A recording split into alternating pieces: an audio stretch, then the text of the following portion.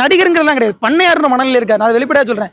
ஊர்லலாம் வந்து பண்ணையார்கள் எப்படி நடந்துக்குவாங்கன்னா, அவர் நிலத்துக்கு நம்ம போய் வேலை பார்க்கணும். நம்ம வேலை முடிச்சோன்னா வயலுக்கு வந்து ஒரு கூலி தர மாட்டார். நம்ம ஒரு வீட்டுக்கு போய் காத்து கிடக்கணும். அவர் ஊர் வேலையெல்லாம் முடிச்சுட்டு கொஞ்சம் நேரமா வருவாப்ல. அது வரைக்கும் நம்ம காத்திருந்து அவர்கிட்ட கூலி வாங்கிட்டு போகணும். இந்த பண்ணையாருடைய மனநிலை எப்படின்னா, என்கிட்ட எல்லாம் இருக்கும், எல்லாரும் என்ன தேடி தான் வந்தாகணும், வேற வழி இல்லாம வந்துதான் ஆகணும் அப்படிங்கிற ஒரு பண்ணையார் மனநிலைங்கிறது ஒரு ஹையரார்கி, ஒரு பெரிய ஒரு ஆணவ மனநிலை. இந்த ஆணவ மனநிலை விஜய்க்கு முன்பு இருந்த விஜயகாந்த் அவர்களே முந்திட்டாரு. முதல்ல தமிழக வெற்றி கழகம் வேட்புமனு தாக்கல் பண்ணி ஒரு தேர்தலை போட்டிடட்டும். ஒரு 10 நாள் இல்ல ஒரு 10 நாள் வந்து அவங்க பிரச்சாரம் பண்ணட்டும். அவங்க இதுக்கு முன்னாடி இந்த விஜயகாந்தோட எப்படி ஒப்பிடலாம்? விஜயகாந்த் அவர்கள் நடிகர் சங்க தலைவராக இருந்தார். இவர் இருந்திருக்காரா? நடிகர் சங்கத்துக்குள்ள போயிருக்காரு வரைக்கும். எம்ஜிஆர் அவர்கள் நடிகர் சங்க தலைவராக இருந்தார். தெரியுமா? வந்து கரூர்ல உயிரிழந்தவங்க எல்லாருமே நேரில் போய் சந்திக்கிறேன் அப்படின்னு பேசிக்கிறாங்க. ஆனா இப்ப அந்த குடும்பத்தாரை சந்திப்பதற்கு அவங்களுக்கு பெர்மிஷன் கிடைக்கல. இங்க கொடுக்குற இடமும் எங்களுக்கு சாட்டிஸ்ஃபைடா இருக்கு. அதனால நாங்க வந்து பனையூர்ல முதல்ல பனையூர்னு சொல்லிட்டு இப்ப மாமல்லபுரத்துல ரூம் அரேஞ்ச் பண்ணி அந்த இடத்துல சந்திக்கிறதா. இல்ல, விஜயனுடைய கடந்த கால நடவடிக்கைகளை பார்க்கும்போது அவர் இப்படிதான் செய்வாரு. அவருடைய புத்தியும் அவருடைய நடவடிக்கையும் இப்படிதான் இருக்குன்றது ஏற்கனவே தெரிஞ்சதுதான். இப்போ சென்னையில இதுக்கு முன்னாடி வந்து வெள்ள பாதிப்புல கடந்த ஆண்டுல வந்து சிலர் பாதிக்கப்பட்டாங்க. பெஞ்சல் புயல்ல, அந்த பெஞ்சல் புயல்ல பாதிக்கப்பட்ட போது பாதிக்கப்பட்ட மக்களை அவர் பனையூர் கூட்டம் தான் நிவாரண பொருள் கொடுத்தாரு. எங்க பாதிக்கப்பட்டவங்க எங்க இருந்து வந்தாங்க தெரியுமா? இங்க ஷெனாய் நகர்ல டிபி சத்திரம் பகுதியில இருந்து வந்தவங்க.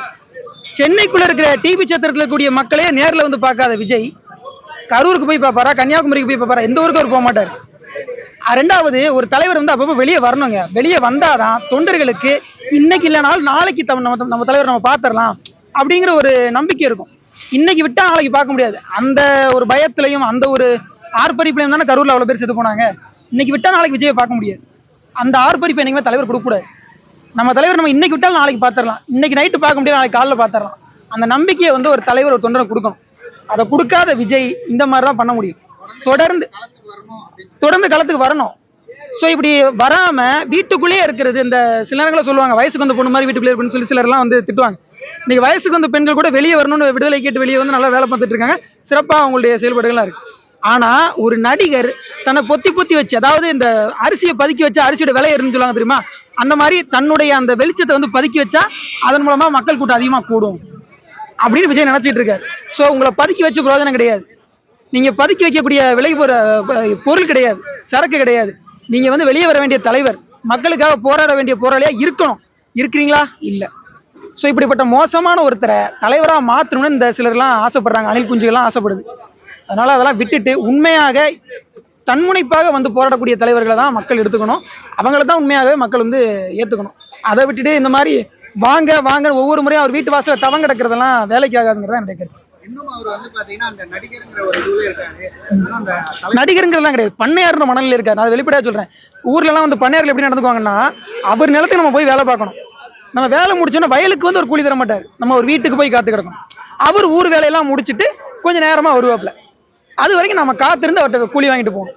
இந்த பண்ணையாருடைய மனநிலை எப்படின்னா, என்கிட்ட எல்லாம் இருக்கும், எல்லாரும் என்ன தேடி தான் வந்தாகணும், வேற வழி இல்லாம வந்துதான் ஆகணும் அப்படிங்கிற ஒரு பண்ணையார் மனநிலைங்கிறது ஒரு ஹையரார்கி, ஒரு பெரிய ஒரு ஆணவ மனநிலை. இந்த ஆணவ மனநிலை விஜய்க்கு இருக்கு. அது நடிகருடைய மனநிலை கிடையாது. எல்லா நடிகர்கள் இருக்காங்கல்ல, எல்லா நடிகர்களும் எப்படியா இருக்காங்க? எல்லா நடிகர்களும் எப்படியா இருக்காங்க? அப்படிலாம் கிடையாது. மக்களுக்கு நேரடியாக போய் தேடி உதவி செய்ய எவ்வளவு நடிகர்கள் இருக்காங்க. இந்த மாதிரியான கேவலமான நடிகனை இந்த இந்திய தமிழ் சினிமா, இந்திய சினிமா பார்த்துருக்காரு, தமிழ் சினிமா பார்த்துருக்காரு, உலக சினிமா கூட பார்த்துக்காரு. அவ்வளவு கேவலமான மனநிலையை தான் விஜய் வெளிப்படுத்திட்டு இருக்காரு. அது ஒரு பண்ணையார் மனநிலைங்கிறத சரியான வார்த்தை.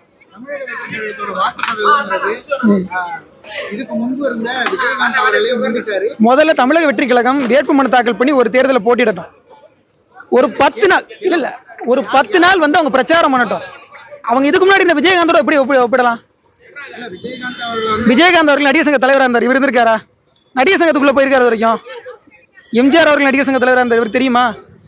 ரொனால்ட் ரீகன் அந்த காலகட்டங்களே ஹாலிவுட் ஆக்டர்ஸ் உடைய கில்ட்ல இருந்தாரு. அவர் நடிகராக இருந்து அதிபரானவர், அமெரிக்க அதிபரானவர். இவருக்கு என்ன தகுதி இருக்கு? எந்த தகுதியும் கிடையாது. என்ன சொல்லுவாங்கன்னா, பாண்டே அவர்கள் வந்து இதை பேசியிருக்காரு. விஜயகாந்தை வந்து விஜய் இப்பவே முந்திட்டாரு. நாம் தமிழர் கட்சியும் அந்த வாக்கு சதவீதத்தை தாண்டி தான் நின்றுட்டு இருக்காருங்கிற மாதிரி சொல்றாரு.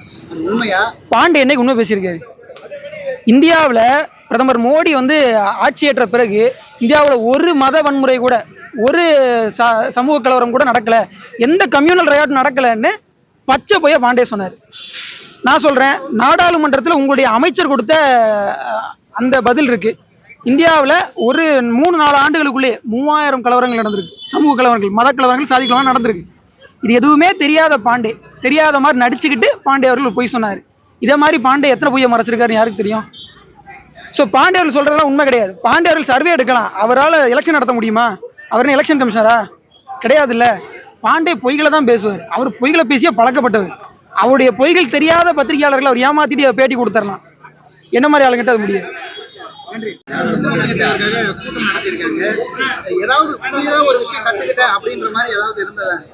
அதாவது நம்ம கத்துக்கிறது அப்படிங்கிறத தாண்டி திராவிடர்களுக்கு நிறைய கற்றுக் கொடுக்க வேண்டியிருக்குது. ஐயா முத்துராமலிங்க தேவர் அவர்கள் வந்து தன்னுடைய கொண்டையங்கோட்டை மறவர் சமூகத்தை தவிர்த்து வேற எந்த சமூகத்துக்குமே குற்றப்பரம்பரை சட்டத்துக்கு எதிராக போராடலை அப்படின்னு ஒரு பொய்யான குற்றச்சாட்டை தினம் தினம் திராவிடர்கள் வச்சுக்கிட்டே இருக்காங்க. ஆனால் கல்லர் சமூகம், ஐயா முத்துராமலிங்க தேவர் பிறந்தது ஒரு மறவர் சமூகம்.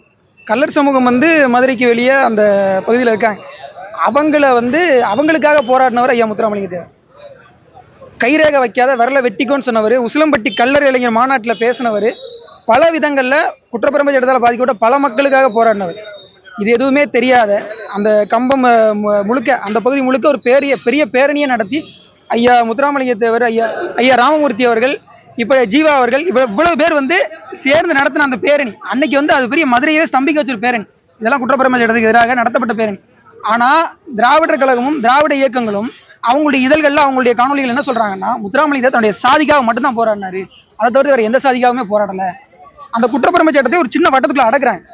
இது ஒரு பெரிய வரலாற்று பொய். இந்த வரலாற்று பொய்யை வந்து உடைச்சு நம்ம ஒரு கட்டுரை எழுதணும்னா விடுதலை அதுக்கு எதிராக ஒரு கட்டுரை எழுது நடந்துச்சு. கடந்த காலத்தில் நானே எழுதினேன், அதெல்லாம் அவங்க பண்ணாங்க. ஸோ அவங்களுக்கு நம்ம நிறைய கற்றுக் கொடுக்க வேண்டியதாக இருக்குது. பொய்களை பேசியே அந்த திராவிடர் வளர்றாங்க இல்லையா, ஐயா முத்துராமலிங்க தேவர்களை ஒரு சாதி வட்டத்துக்குள்ள அடைக்க பார்க்குறாங்க இல்லையா, அந்த வட்டத்தை உடைச்சு அவர் பொதுத் தலைவருங்கிறத வந்து காமிக்க வேண்டியதாக இருக்குது. இந்தியாவில் தொழிலாளர் உரிமைகள் பேசப்படாத காலத்தில் 1920களில் மதுரையில் அவ்வளோ தொழிலாளர் போராட்டங்கள் நடத்தியவர் ஐயா முத்துராமலிங்க தேவர். அவ்வளோ தொழிலாளர் சங்கங்கள் உருவாக்கியவர் ஐயா முத்துராமலிங்க தேவர். ஸோ இதெல்லாம் செய்ததை மறைக்கிறதுக்கு திராவிடர்கள் நிறைய வேலை பார்ப்பாங்க. ஸோ நம்ம வந்து திரும்ப அதை ஞாபகப்படுத்துறதுக்கும் அதை பதிவு செய்கிறதுக்கும் இருக்கும் வரலாறு அழிந்து விடாமல் பாதுகாப்பதற்கும் நம்ம நிறைய இந்த மாநாட்டில் பேசியிருக்கோம், நிறைய அவங்களுக்கு கற்றுக் கொடுத்துட்டு இருக்கோம். ஸோ நம்ம கற்றுக்கிறத விட அவங்களுக்கு கற்றுக் கொடுக்குறது நிறைய இருக்குது.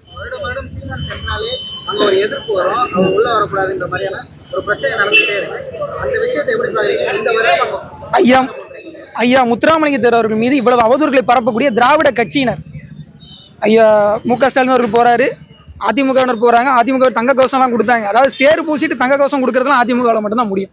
ஸோ இப்படி ரெண்டு கட்சியினரையுமே அனுமதிக்கக்கூடிய அங்கே இருக்கக்கூடிய சிலர் சாதியவாதிகள், வெளிப்படையாக சொல்ல சாதி வெறியர்கள். அந்த சாதி வெறியர்கள் அண்ணன் சீமான் அவருடைய வரியை மட்டும் தடை செய்கிறாங்கன்னா உண்மையாகவே ஐயா முத்துராமலிங்க அவர்கள் பேசிய கருத்தியலை இன்றைக்கு பின்பற்றக்கூடிய ஒரே தலைவராக அண்ணன் சீமான் இருக்கார்.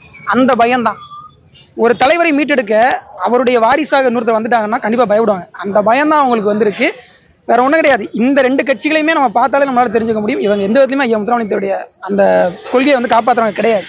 அவர் மீது ஒரு கொலைப்புலியை சாட்டி அதை இன்று வரைக்கும் அப்படியே பராமரிக்கக்கூடியவர்கள் தான் இந்த திராவிட கட்சியினர். ஸோ இவங்களை வந்து புறந்தள்ளிட்டு அண்ணன் சீமான் அவர்களை அவருடைய கருத்தியலை வந்து கவனிக்கணும். குறிப்பாக ஐயா முத்துராமலிங்கத்தை ஒரு முருக பக்தர், 7ஆம் படை வீடு என்று சொல்லப்படுகின்ற அளவுக்கு ஐயா முத்துராமலிங்கத்துடைய சமாதியில் முளைப்பாரி கொண்டு போகிறது, காவடி எடுக்கிறது எல்லாமே நடக்கும்.